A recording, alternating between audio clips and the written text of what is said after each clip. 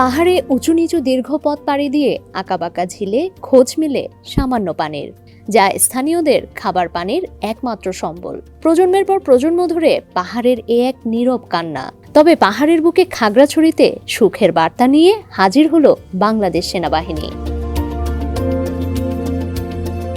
পানির সংকট মেটাতে ডিসেম্বরে শুরু হয় প্রকল্প। 1 মাসের মাথায় 5 জানুয়ারি আনুষ্ঠানিকভাবে উদ্বোধন হয় দুর্গম পাহাড়ের মাঝে বসতির পাশে বিশুদ্ধ পানির সরবরাহ। ভালোবাসা আর কৃতজ্ঞতা জানাতে ভুলেননি গ্রামবাসী। এখানে আগে গর্ত করে খালের থেকে গর্ত করে পানি নিতাম, এখন এই যে সেনাবাহিনীরা পানির লাইন দিছে, এখন একটু সুবিধা হয়েছে। তাহলে এখন সরকারি পানি দিয়েছে, আমি খুশি হয়েছি একবারে। এখন তো ভালো হয়েছে, এখন তো এই যে সেনাবাহিনী পানি খাওয়াই দিয়েছে, এখন তো ভালো হয়েছে। খাগড়াছড়ির হাতিছড়াপাড়া, ইন্দ্রসিংপাড়া, শুকনাছড়ি ও পাঙ্কুপাড়া, এই 4টি দুর্গম পাড়াকে একীভূত করে নিরাপদ পানির স্থায়ী সমাধান হলো।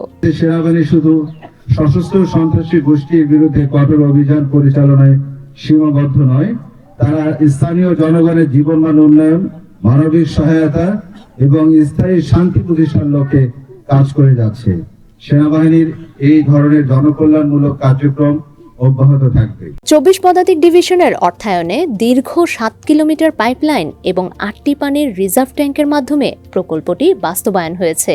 এই প্রকল্পের আওতায় অন্তত 376 পরিবারের পানির কষ্ট লাঘব হলো। ডেস্ক রিপোর্ট, সমকাল।